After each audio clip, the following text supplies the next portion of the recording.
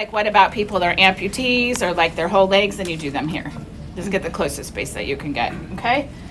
Then next term we'll upload the demographics and things like that in there because we'll do that as part of our second term class, which is all lab, all hands-on. You guys will love it. I have a question. So do they need to check to do this EKG before every surgery, right? Most people, if they're especially over 40, they're going to do EKGs pre-op. They'll do all kinds of stuff pre-op because they want to know the baseline status of the patient before they can come into surgery, not only to have post-op, but to make sure that they should do the surgery, like the patient's stable enough. So yeah, this is standard. People come into the ER with chest pain, anything's going on. RTs do these all over the place. So before you guys go to clinic, you will know how to do an entire EKG. So for this term, we're focusing on placement, what it is, where the leads go, but we'll actually use the machine and you guys will do EKGs on each other in second term in our Friday class. So you get your leads together. I'm just gonna find, this stuff makes me crazy when they're like this, but it's too much to fix right now. I like to have them all laid out.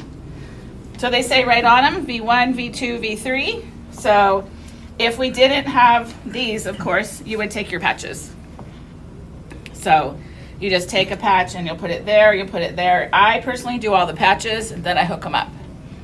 But this guy here, he's got his right here. And we also have some that clip, but I'm not gonna do those for right now because they're not over here.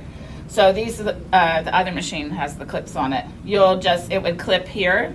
So V1, can pretend we're doing. And then V2. God, it's gonna come off. Then V3 goes, no, that's the right arm. You just gotta look at them. These are messed up. This is the right leg, so that'll go down here. And then we have V3, V4, V5, V6. So I did 1 and 2, and then V4 goes right underneath the nipple line. V6 goes right underneath the underarm and the mid-axillary. And then V3 goes here, and V5 goes right in between. That's why I like to do them that way.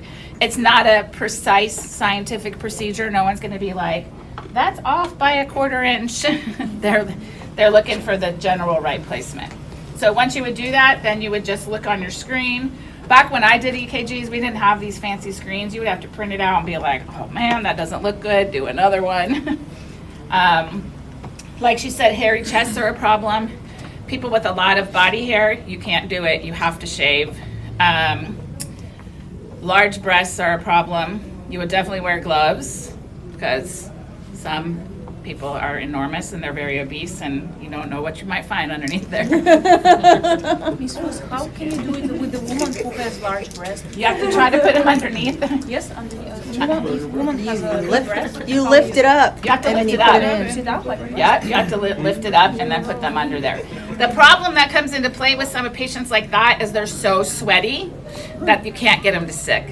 So then you have to wipe them down and maybe get some, it's kind of a pain. I'm just being real, you guys, with what's out there. So, if you guys are going, there have been some women that said that they didn't want a man to do the EKG. You have to respect that and find a girl RT to do it.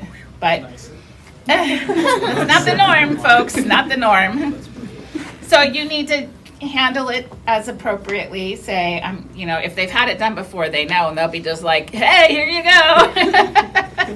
There have been some stories like that. No problem, I've done it 20 times now. But if someone otherwise, you are exposing their breasts, so you need to be respectful. All of us need to be respectful of it, and especially if they've never had it done before. So what I used to do is try to keep the gown like here in this area, and then you can just lift it up and try to keep them covered up as much as you can. So you're not just, exposing to the world. So give them some dignity. So, does that make sense? Easy enough? But you do it on a naked body and then you put gown back. Yes, yeah.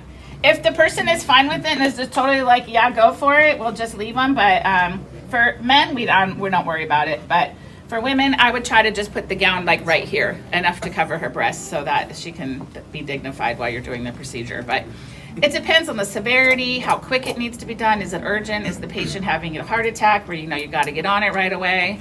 So there's different things, but that's in a perfect world. And on legs and arms, we put right here and like somewhere here, The arms up here. up here. Yeah, right arm, left arm. And then I would typically put them down here because if they have, they might still have some pants or something on, I would just lift it up and put it at the bottom. But some people put it here, especially if they just have a gown on. So either one is fine and appropriate. Some people cheat and put it here. Don't do that. I hate the shortcuts people take that are just not. You mean like on the Yeah, because I don't want to mess with putting it on the legs. Yeah, that's not smart.